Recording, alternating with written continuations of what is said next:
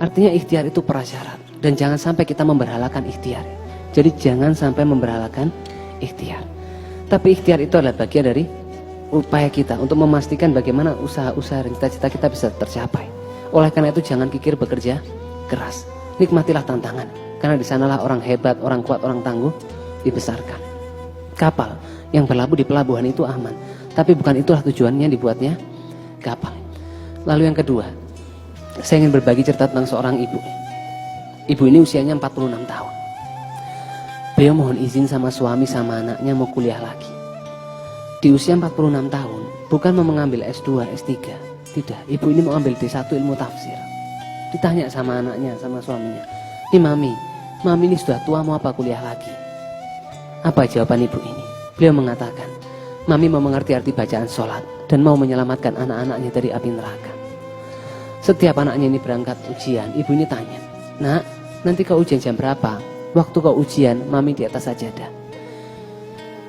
Waktu anaknya presentasi, ibu ini tanya, "Nak, nanti kau presentasi jam berapa? Waktu kau presentasi, mami di atas sajadah." Berjalan terus berbulan-bulan, bertahun-tahun. Sampai 2 bulan lalu ada global listing dari ACC di Amerika ya, American Conservation Coalition, masukkan anaknya 1 dalam 30 pemuda di bawah 30 tahun. The Green Generation. Bahkan World CSRD di India masukkan anaknya 1 di antara 50 inovator. Siapakah ibu itu ya? Ibu yang membesarkan saya, Bapak Ibu semua. Saya ingin ceritakan bagaimana pengorbanan kedua orang tua saya dulu. Dan saya yakin di ruangan ini kita menyaksikan orang tua kita melakukan pengorbanan yang sama. Saya kelas 3 SD, saya ingat ada tugas ngetik naskah drama. Di rumah itu tidak ada komputer, tidak ada laptop. Bapak saya itu bawa mesin ketik dari kantor keluarga kami ke rumah. Ibu saya ngetik mulai malam sampai pagi. Saya diterima di SMP 3 Malang ya. Itu nomor 7 dari bawah. SMP favorit di sana. Itu ayah ibu saya senang sampai syukuran nasi kuning waktu itu buat 1 RT. Bahkan satu momen yang banyak orang yang tahu. Bapak saya itu jual tanahnya supaya saya, anaknya yang namanya Gamal ini bisa kuliah di kedokteran. Bahkan satu momen yang mahal dalam kehidupan saya, yang saya berdoa semoga Allah berikan saya kesempatan mengulangi momen-momen itu. Saya jam 4 pagi terima email dari Cambridge University. Saya masuk 1 dari 7 finalis penerima penghargaan kehormatan dari kerajaan Inggris. Itu ayah saya menghampiri, ibu saya waktu itu bangun, itu saya saksikan wajah kebahagiaan penuh kebanggaan. Jadi I have something life for, someone I must not disappointed. Dan saya yakin di masjid ini bukan saya saja yang merasakan. Betapa banyak kita di masjid ini merasakan orang tua kita membatalkan mimpinya, melupakan mimpinya, membiarkan hidupnya itu berlalu tanpa kesenangan, supaya kita anak-anaknya ini bisa belajar lebih baik, bisa bekerja lebih baik, bisa bermanfaat untuk lebih banyak orang. Tapi berapa banyak di antara kita melupakan itu kan, dan membiarkan masa muda kita berlalu tanpa keinginan sedikit pun membahagiakan kedua orang tua kita.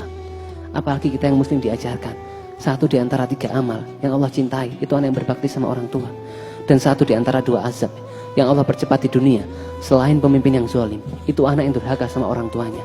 Maka terimalah dengan ikhlas bahwa cara kita memperlakukan kedua orang tua kita itu adalah pemberitahuan kepada Allah bagaimana Allah memperlakukan kita.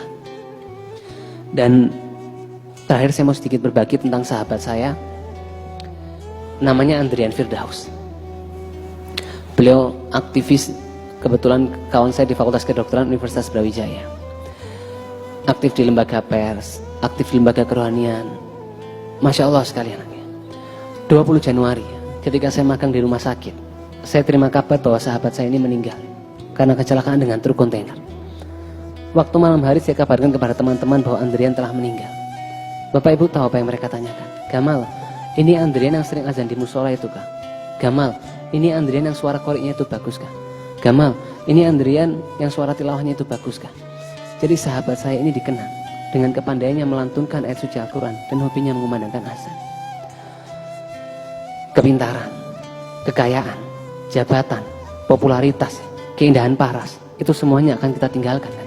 Tapi betapa kita lalai mengingatnya, seolah-olah kita ini akan hidup selamanya, sehingga kita mengutamakan dunia yang fana ini. Jadi periksa diri kita, kalau cita-cita itu belum tercapai, jangan-jangan badan kita belum pantas untuk kemuliaan itu. Kawan-kawan semua, Bapak Ibu semua, ketika kita semua berkumpul di sini, miliaran orang dikubur sekarang sedang berdoa kepada Allah. Ya Tuhan, ya Allah, kembalikan aku ke dunia supaya aku bisa menjalankan amal soleh yang aku tinggalkan. Allah menjawab, dan sekali-kali tidak bisa. sejarah menunjukkan ya, banyak keteladanan-keteladanan. Kiai Haji Hasyim Asy'ari, perjuangannya bertahun-tahun, hari ini di Kemenak saja tercatat 27.000 pondok pesantren NU. Itu kita habiskan usia kita satu hari mengunjungi satu pondoknya sampai usia 50 tahun nggak selesai.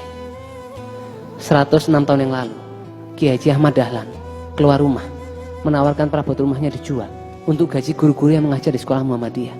Tapi apa yang terjadi sekarang? Kita saksikan, Muhammadiyah punya 12.000 sekolah, 180 universitas, 107 rumah sakit, 10 fakultas kedokteran, dan melahirkan 700 dokter setiap tahun.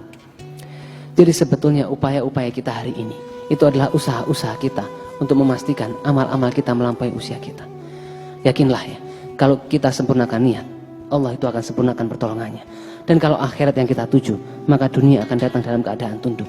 Tetaplah menjadi pejalan dalam jalan-jalan kebaikan. Karena jalan kebaikan adalah jalan Allah, sehingga dia yang berjalan dalam jalan kebaikan sesungguhnya sedang berjalan bersama Allah. Terima kasih. Wassalamualaikum warahmatullahi wabarakatuh.